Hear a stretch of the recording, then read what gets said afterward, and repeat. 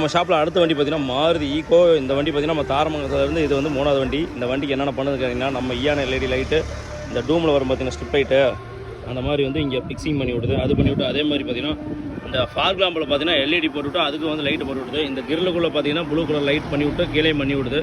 சரி, பிரிண்ட்டில் இந்த வேலை ஓகே. அதே மாதிரி ஸ்டிக்கரிங் ஒர்க் சொல்லியிருக்கலாம். அப்போ ஸ்டிக்கரிங் ஒர்க்கும் பண்ணி விடுது அந்த வண்டிக்கு.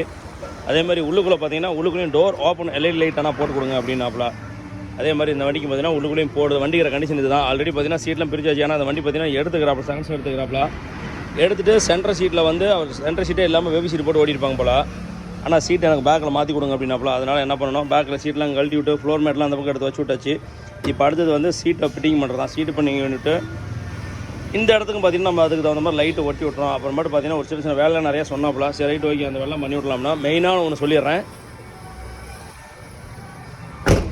பேக்கில் ஸ்டிக்கரிங் பண்ணிவிட்டு மேலே ஸ்பாயிலர் இல்லாமல் வண்டி மொக்கையாகுது. ஆனால் லாங் டிஸ்டன்ஸ் பண்ண தெரியும். ஈக்கோ, ஆம்னி இந்த மாதிரி வண்டினாவே பேக்கில் இந்த வண்டியில் எந்த வண்டியுமே ஸ்பாயிலர் வச்சு தான் அந்த வண்டிக்கு ஒரு அழகு. இந்த வண்டிக்கு அது இல்லை. அதையும் ஒன்று வச்சு விட்றோம். ஓகே நண்பர்களே, மற்றபடி எல்லா ஃபிட்டிங்ஸ் போட்டு தான் இருந்திருக்குது. இது மட்டும் இல்லை, அவங்க கவனிக்கலாக்குது.